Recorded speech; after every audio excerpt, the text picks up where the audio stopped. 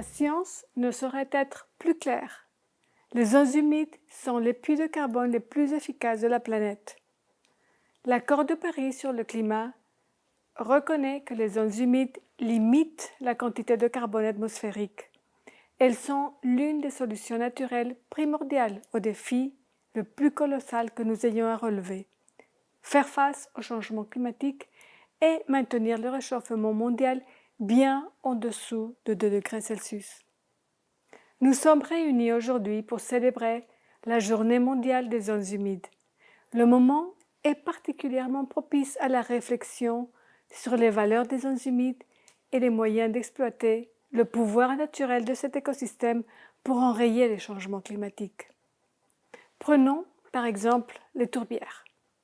Elles couvrent tout juste 3% de la planète, mais stockent près du tiers du carbone terrestre, c'est-à-dire 2 fois plus que toutes les forêts du monde.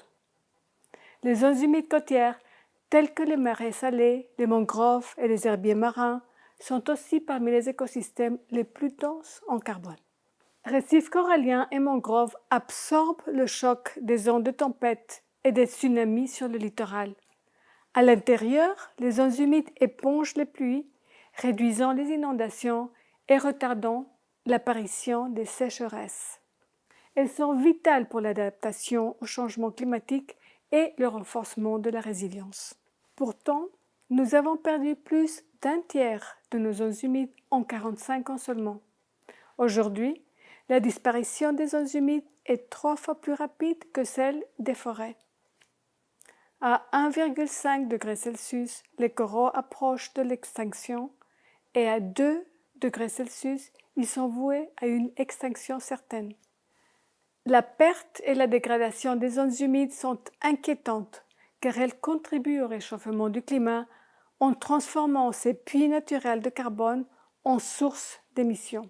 Le brûlage et le drainage des tourbières est équivalent à 1/10 des émissions annuelles de combustibles fossiles et la dégradation des zones humides contribue à près du quart des émissions mondiales de méthane. En 2018, les parties contractantes à la Convention de Ramsar sur les zones humides ont adopté des mesures pour protéger, restaurer et gérer de manière durable les tourbières et les écosystèmes côtiers, affirmant ainsi le rôle crucial des zones humides dans les efforts d'atténuation des changements climatiques et d'adaptation à leurs effets. En restaurant près de 25% des forêts de mangroves perdues dans 2 régions, le Sénégal stockera 500 000 tonnes de CO2 en 20 ans.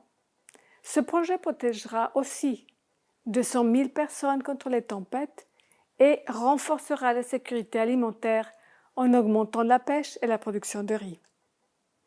Le Danemark, la Finlande, l'Islande, la Norvège et la Suède restaurent activement les tourbières nordiques baltiques pour réguler les changements climatiques et restaurer la biodiversité. La perte de près de la moitié de ces tourbières produit environ un quart des émissions annuelles de CO2 de la région. En Asie, les mangroves au sud de la Thaïlande agissent comme barrière contre les tempêtes. Le bénéfice de cette protection a été chiffré à environ $10 000 par hectare. On restaure les mangroves le long de l'estuaire du fleuve Krabi pour protéger les communautés du littoral contre les tempêtes tropicales. L'Indonésie, quant à elle, restaurera 2 millions d'hectares de tourbières pour que les incendies dévastateurs de 2015 et 2016, causés par la sécheresse et le drainage des tourbières, ne se reproduisent plus jamais. Les avantages sont clairs. Ce qu'il faut, c'est plus d'ambition pour généraliser ces initiatives de toute urgence. Je ne saurais trop encourager les décideurs à inscrire la conservation et la restauration des zones humides dans leur politique nationale relative au changement climatique pour atteindre les ambitions de l'accord de Paris. Ensemble, nous pouvons contribuer à inverser la tendance de la perte des zones humides pour continuer de profiter des services vitaux qu'elles procurent à la nature et à l'humanité.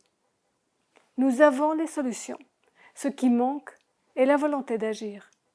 Soyons énergiques face au changement climatique.